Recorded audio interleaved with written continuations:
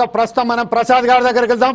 డప్పు కళాకారుడైనటువంటి ప్రసాద్, ఇప్పుడు ప్రస్తుతం మీరు ఒక గేయంతో మాకు మొదలుపెట్టి మమ్ములను ఫస్ట్ ఆఫ్ ఆల్ ఈ గేయంతో ప్రజలను చైతన్యవంతడానికి ఏదైతే గేయాలు మనం ఎంచుకున్నామో తెలంగాణ సంస్కృతికి ప్రతి చిహ్నమైనటువంటి ఈ గేయం ఒకటి వినిపిస్తాలని మేము కోరుతున్నాం. ప్రసాద్, ఒకసారి ఒక పాటను అందుకోండి.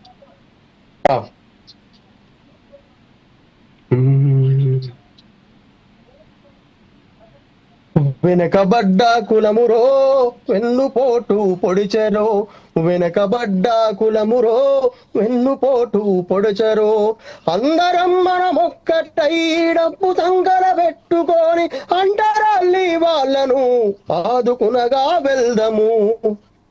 వెనకబడ్డ కులమురో దళిత కులము, వెనకబడ్డ కులమురో మన దళితల కులము, అందరూ ఇక ఏకమై డప్పు సంకన పెట్టుకొని మందకృష్ణ మాదిగన్నకు ముందు అడుగులు వేయరో, డప్పు కొడుతూ కదలరో మన బీదలకు అండగా, దళితలను ఇక మార్చరో ఇక మందకృష్ణ మాదిగతో.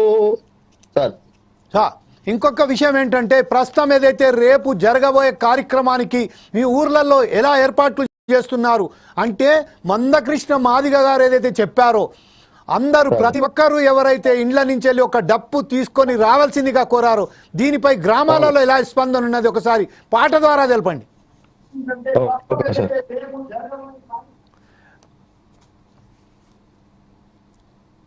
పల్లె చిన్న పోయినాది, దళితలను దూరముంచిన రాష్ట్ర నాయకులెందరో, పల్లె అభివృద్ధి కోసం మందకృష్ణ మాదిగకు అండగా మీరు కదలరు.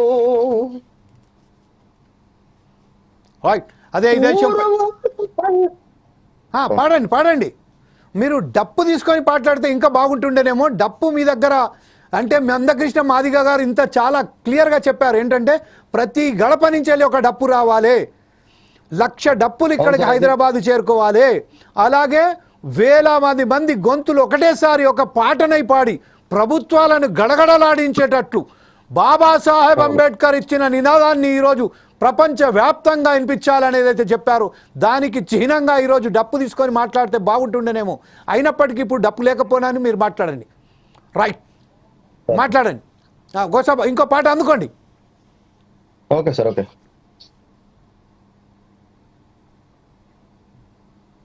యుద్ధమే ఒక డప్పుగా, యుద్ధమే ఈ శబ్దమై, ఊరు ఊరు పల్లె పల్లె గడప గడపకు కదలరా, ఇక దళిత నాయకులింట కదలరా, యుద్ధ పేరిగ కదలరా, యుద్ధమైగ కదలరా, ఓ పల్లెటూరుల పల్లె పల్లెల గడప గడపకు ఊరు ఊరుకు యుద్ధ పేరిగ కదలరా, ఆ మందకృష్ణ మాదిగతో పల్లెలు అభివృద్ధి.